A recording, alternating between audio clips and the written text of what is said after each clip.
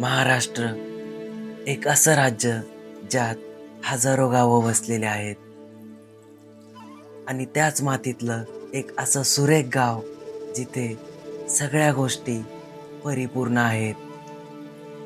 आणि ते पाहिल्यावर तुमची पण या गावाला भेट द्यायची नक्की इच्छा होईल.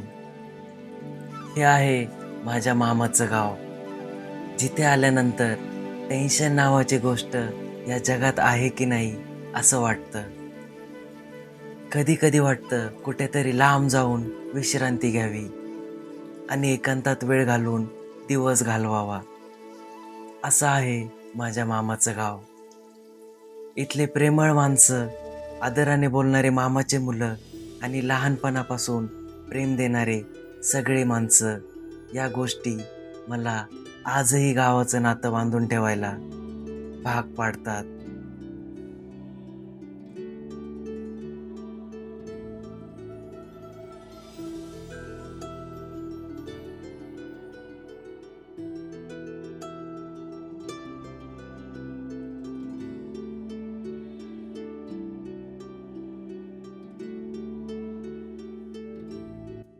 तर नमस्कार मित्रांनो, कशा आहात? मजेत ना? आणि शुभ सकाळ. जवळजवळ आत्ताचे 8:30 वाजलेले आहेत आणि आजचा प्लॅन आहे आपला, म्हणजे असं स्पेशल असा काहीच प्लॅन नाही आहे आज. थोडं थांबायचं, इथं सगळ्यांच्या गाठीबिठी घ्यायच्या आणि मग आपलं मावशीच्या गावाला जायचं निमोण्याला संध्याकाळी 4 वाजता. तर आपले सगळे मंडळी आहेत सोबत. हा मामाचा मुलगा छोटा यश, नंतर ही आहे वैष्णवी, नंतर हा सुयोग आपल्या मामाचा मुलगा, ही समीक्षा. हे लोक खूप हसायला येत आहे.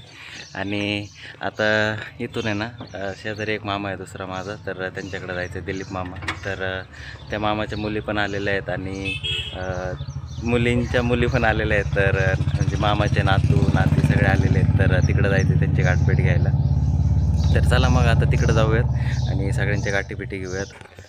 चला मग तिकडं जाऊ आता आणि भेटू तिकडे गेल्यावरच. तर आपला दिलीप मामा तिकडे राहतात आणि चाललो आहे आता तिकडं. आणि त्यांनी ना वावरात आपले मेंढरं बसवलेले आहेत खत पाण्यासाठी. काय नाव आहे मामा तुमचं? खंडूकरे. खंडूकरे. हां हां हां. तर यांचे मेंढरं आहेत आणि आपले दिलीप मामा जे आहेत ना, तर त्यांच्या वावरात बसलेले आहेत. सेम सिद्धू हाकेंचं जे जीवन ते यूट्यूबवर दाखवतात, सेम यांचं पण तसंच आहे. आणि मावशींचं चाललं आहे स्वयंपाक. हां. दूध तापले का? तर आता आलो आहे आपल्या मामाकडं आणि आतमध्ये मंडळींचा आवाज येतोय, टी व्ही बघतायत वाटतं.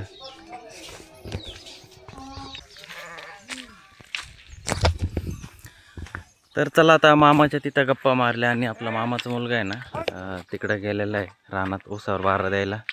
तर त्याच्याकडे चाललो आहे. आला आपला मामाचा मुलगा. काय करतो? अजून 2-4 महिने ऊस काढायला. जुलैमध्ये. काय करीत होता खाली कांद्याचं? कोणतं कांदा काढणे का? कांदे काढीत आहेत, पाणी कायचं. हा, मी तेच म्हणलं. चल इकडे काय बोलतोय? ह्याच्यात काय औषध सोडतो का? हा, उसाला. ह्युमिक सोडलं होतं काय नो? हा, मगच तू म्हणलं काळं झालं ना. बरं पडत, टिपका टिपका टिपका जातं त्याच्यातून. आंबा तोडला, निवांत येऊन बसायचो. इथं आहे ना, लहानपणी आम्ही निवांत येऊन बसायचो. असे 4-5 झाडं होते आंब्याचे आणि सगळ्या मावस बहिणी, मावस भाऊ आणि रुपाताई, शारुताई. नाही, रुपाताईच असायची जास्त काय. शारुताई त्यांचे लवकरच लग्न झाले होते. तर ते आम्ही इथंच येऊन बसायचो असं निवांत. हे बघा, तिकडे एक झाड होतं ते आंब्याचं तोडलेलं. नंतर मग हे आता एक ठेवलं आहे, पण खूप आंबट आहे. आणि हे एक आंब्याचं झाड होतं इथं आणि तिथं एक. असे 4-5 झाडं होते. निवांत सावलेले येऊन बसायचं. मामाचं घर इथून जवळच आहे. आमचे जेवणं झाले आणि त्यांचे तिकडचे जेवणं झाले की इथे येऊन बसायचं निवांत सावलेला. मजा यायची. पण आता काय, ते दिवस येणं सोपं नाही आणि येणार पण नाही. का रे दाबलं? हा, टाकीला.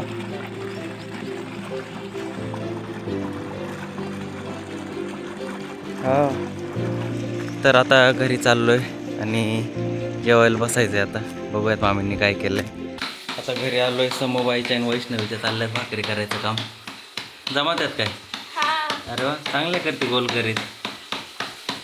आणि भाजून देते वैष्णवी. किती झाल्यात?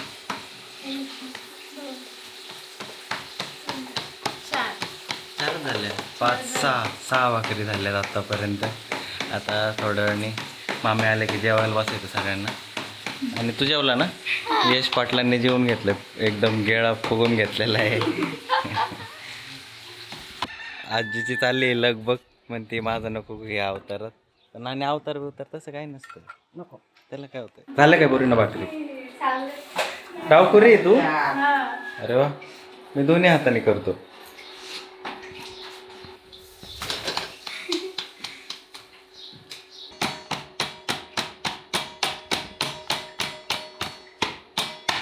चांगलं मस्त भाकरी करते समोर. तुला नाही जमत भाकरी? नाही जमत? बघा शेंगदाणे फोडायचं एकदम सोपं बनवलेलं मशीन. लगेच शेंगदाणे खाली पडते बघा. भारी. कधी आणलं होतं? लगेच होतं पुढे. आपण काम होतंय ना ते 4-5 तास लागले ते 5.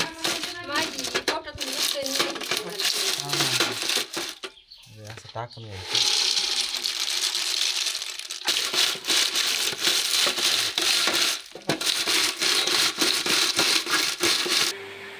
तर मित्रांनो आता नदीवर आलेलो आहे. मी, सुयोग आणि यश आम्ही तिघंजण आलेलो आहे. आता मध्यंतरी इकडचे झाडं तोडलेत बरं का, पण का तोडले माहीत नाही. पण इतकंच भारी दिसायचं ना ते. एकदम जंगल फील होता. इथले सगळे खालचे झाडं तोडलेले आहेत. फक्त आता इथंच झाडं राहिले थोडेफार. आम्ही ज्यावेळेस यायचो ना तिथं एक बोकराचं झाड होतं. बोकरं म्हणजे तुम्हाला माहिती असतं ना, असं एक चिकट फळं असतं, तर ते खायचो. आणि जांभळाचं झाड तर आहे तिथं आणखीन. जांभळाचंच आहे ना ते? हां, जांभळाचं आहे. तिथं केळी पण असायचे. जवळ जाऊन दाखवतो मी तुम्हाला. इतकं भारी वाटायचं ना. पण आता तिथले सुदैवाने झाडं तोडलेले आहेत. का बरं ते माहीत नाही आपल्याला. तर आता इथं थांबलो आहे. तर चला मित्रांनो आता चाललो आहे घरी. तर मगाशी मी दाखवत होतो ना, तर तिकडचे झाडं तोडलेले आहेत. इतके मस्त व्ह्यू होता ना तिकडं. तर हे बघा ही नदी आपली. आणि इकडं वरतून आलं ना, हे रान होतं म्हणजे मामाचं रान आहे तिकडं वरती. तर इथून आलो ना आम्ही. मोटरी ज्यावेळेस चालू करायला येतो ना लहानपणी मामासोबत, तर इथं भरपूर झाडं होते. केळीचं, नंतर तिथं एक बाबळीचं होतं, नंतर हे जांभळाचं पण होतं तिथं. आता पण आहे थोडंसं. इकडं बोकराचं झाड होतं. सगळे झाडं तोडलेले आहेत. मस्त असा व्ह्यू होता. पण आता काय करणार, सगळे झाडं तोडलेत. हे बघा हे लोक आलेले आहेत ऊस तोडणं, कांदा काढणारे सरपण येत आहेत गोळा करून. तर बघा ना झाडांच्या मुळ्या वगैरे कसं दिसतंय ते. काय करणार आता. भारी झाडं दिसत होते एवढं तर बोलू शकतो मी. आणि इथं आहे ना खूप लहानपणीच्या आठवणी आहेत. ज्यावेळेस मी काकांसोबत यायचो ना, काका म्हणजे आईचे वडील माझ्या, तर ते पण आपल्यात नाही आहेत. तर इथं यायचो. हे मामाची मोटर आहे आपल्या इकडं. तर ज्यावेळेस मोटर पाणी सोडायची ना, तर त्यावेळेस मोटरीत पाणी भरायचो आम्ही, काका, मामा, मी. आणि कधी कधी पप्पूदाजीसोबतसुद्धा यायचं.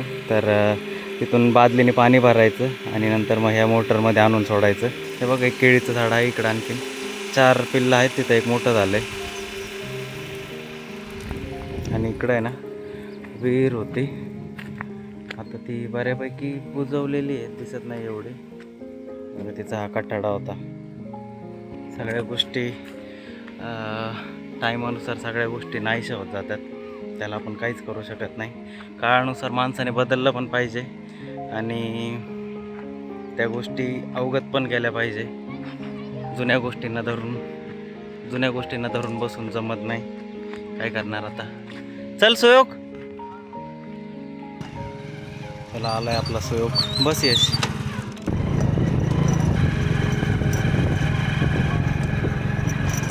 इतकं भयानक ऊन आहे ना, सांगू नाही शकत. लय जाळ्या वाजतात. तिकडं शहरात आपलं आरामशीर बसायची सवय लागलेली. इथं आल्यानंतर सहन नाही होत अजिबात. आपला गटोडा आला. आपला मामाचा मुलगा किरण. हां हां येणार ना, पावसाळ्यात येणार ना. भावाचं घर लल्लू नागवडी.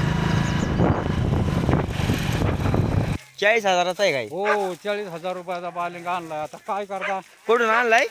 लोणंदवरून. लोणंद काय? हो लोणंदवरून आणला. ह्यो 40चा बालिंग आहे. नीट समोर त्याचा फोटो काढून बघा कसा आहे बालिंग.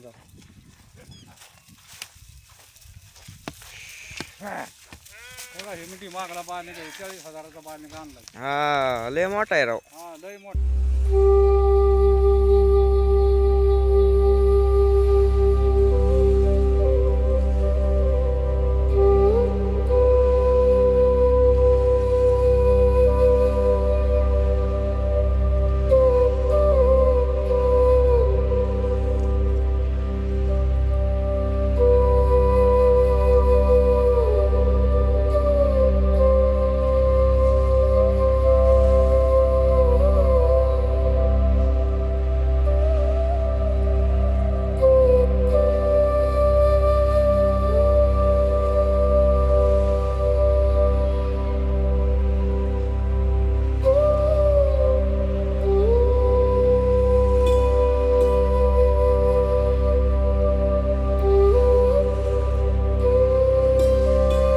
मित्रांनो आता जवळजवळ 5:30 वाजलेले आहेत आणि आजीचा आहे ना हात दुखतोय, तर मी दाबून देतोय. आमची आईची आई आहे, नानी म्हणतो आम्ही हिला. बघा ना कसे हात झालेत एकदम. आणि हे जुन्या काळात गोंदलेलं, लहानपणीच गोंदलेलं आहे नानी. तरी किती लहान असेल? म्हणजे एक 8-9 वर्षाचे असताना.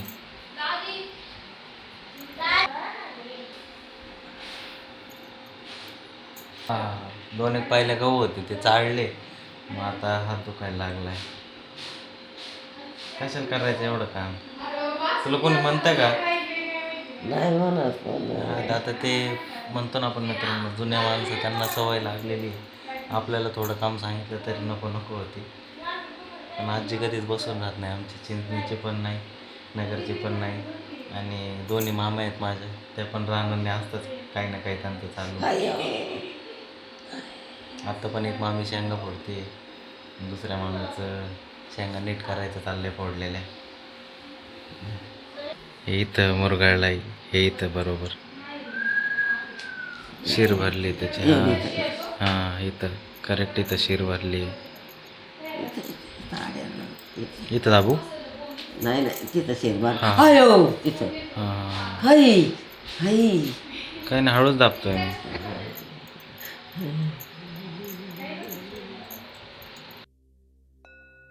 गावाकडे आल्यानंतर संध्याकाळची वाट आपण सगळेच पाहत असतो, पण मामाच्या गावची संध्याकाळ जणू वेगळीच असते. चारही बाजूंनी पाण्याचा वेढा आणि मध्यभागी वसलेलं एक छोटस गाव. शिरूर तालुक्यातील निसर्गाच्या कुशीत लपलेलं एक सुंदर ठिकाण म्हणजेच घोड धरण. इथे असलेल्या घोड धरणामुळे गावाची ओळख ही वेगळीच काही आहे. धरणाचं विशाल पाणी आणि त्यावर पडणाऱ्या वाऱ्याच्या लहरी हे दृश्य पाहिलं की वेळ इथेच थांबवावा असं वाटतं. पावसाळ्यात तर या ठिकाणचं सौंदर्य अजूनच खुलतं. धरण भरून वाहताना दिसणारं पाणी आणि आजूबाजूला धुक्याची चादर. जर तुम्हाला शांतता, निसर्ग आणि सुंदर दृश्यांचा आनंद घ्यायचा असेल तर 2026च्या पावसाळ्यात नक्कीच घोड धरण, गाव चिंचणी, तालुका शिरूर इथे नक्कीच भेट द्या. घोड धरण निसर्गप्रेमींसाठी एक परिपूर्ण असं सुंदर ठिकाण.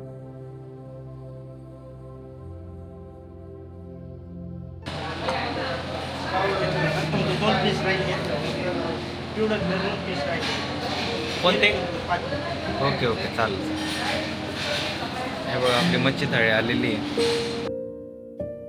तर संध्याकाळी चांगला असं फोटोशूट झालं होतं आणि खूप दमलं होतं आणि सुयोगच्या माझ्या असेच नॉर्मली गप्पा चालल्या होत्या. तर त्याच्यानंतर काय झालं, गप्पा मारता मारताच आमच्या दोघांचं ठरलं की जेवायला बाहेर जाऊ. तर त्याला बोललो सुयोग तूच ठरव कुठे जायचं जेवायला. तर तो बोलला दाजी तुम्हीच ठरवा. त्यांच्या इच्छेनुसार जाऊ आपण. आता मामाच्या गावाला आलो आहे आणि हॉटेल घोडधरणला गेलो नाही, असं आजपर्यंत कधी झालंच नाही जेव्हापासून हॉटेल घोडधरण चालू झालेलं आहे. तर मग संध्याकाळी तिथं जायचं बेट ठरला आणि तिथे गेल्यानंतर आपण 2 मच्छी थाळी मागवल्या. तर आता या मच्छी थाळीमध्ये ना रस्सा येतो माशाचा, चिलापी माशाचा, नंतर फ्रायमधले 2 पीस येतात, नंतर मग खाऱ्या मसाल्यातले 2 पीस येतात आता, आणि तळलेला मासा पण येतो. पण तळलेला मासा मी जास्त करून अवॉइडच करतो, टाळतोच, कारण की ना त्याच्यामध्ये तळल्यानंतर मांस राहत नाही, त्याच्यामुळे मी तो घेतच नाही. तर सबस्टिट्यूट म्हणून आपण त्याला एक खाऱ्या माशाची आणखीन एक डिश मागवली होती, म्हणजे खाऱ्या मसाल्यातली आणखीन एक डिश मागवली होती. तर इतकं सुंदर लागतं ना हॉटेल घोडधरणचं जेवण. जेव्हा तुम्ही कधी जाताल चिंचणी या गावाला, आवर्जून या थाळीसाठीच जा, कारण की इतकी अफाट चव असते ना, सांगू नाही शकत शब्दांमध्ये. जे पण माशाचे लवर आहेत, फिश लवर आहेत, तर फ्रेश मासे खायचे असतील तर हॉटेल घोडधरणला नक्कीच भेट द्या आणि तिथल्या जेवणाचा आस्वाद घ्या. तर आता चाललं आहे सुयोगचं माझं, आता जेवण करून मग आपल्याला निघायचं आणि रात्रीचे जवळजवळ 9:30 झालेले आहेत. तर खूपच उशीर झाला होता यायला आम्हाला. तर चला मग जेवण घेतो आता. मस्त असं जेवण केलं आणि इथली जी चव होती ना, तर ती शब्दांमध्ये सांगूच शकत नाही. तर हे आहे आपलं हॉटेल घोडधरण, आणि तुम्ही जर फिश लवर असाल तर या हॉटेलला नक्कीच भेट द्या. आता पोटभर जेवण केलं आहे आणि सुयोगन मी घरी निघालो आहे.